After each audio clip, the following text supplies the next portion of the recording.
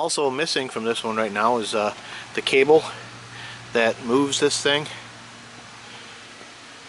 The idea and the way this works is you've got this lever that's up by the cab of your truck, and when you want to change the direction of the chute, you turn it like so. And the cables roll around this wheel, and one cable is attached to the front of the chute, one's attached to the back, and that's how it just spins it. So I'm replacing the cable on this one over here, and you'll see another thing that's missing is the chute, because one of the improvements that is talked about online about how to improve the throwing distance of these units is to put a taller chute on it. You'll see how short and stubby that thing looks. I mean, it works, and I was happy with it last season, but what I've done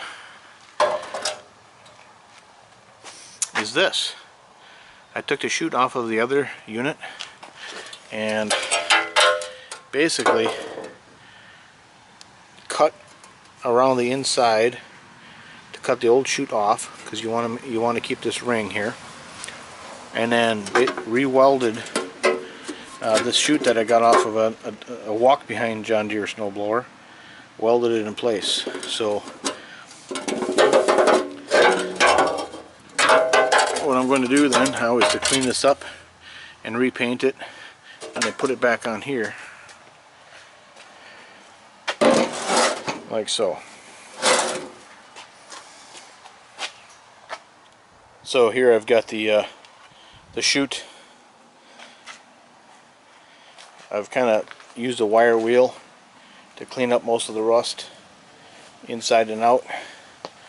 The inside was pretty rusty. Got it cleaned up, but now I'm going to hit it with a little primer and ultimately paint it yellow. John Deere yellow. So get back to it. And here I've got the tall chute all primered up with white primer. The reason that you want to use white primer with yellow paint is because gray primer will show through and the yellow won't look as good as it should.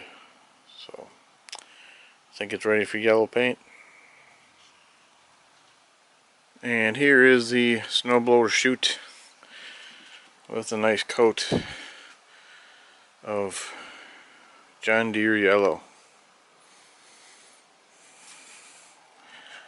Let that dry overnight.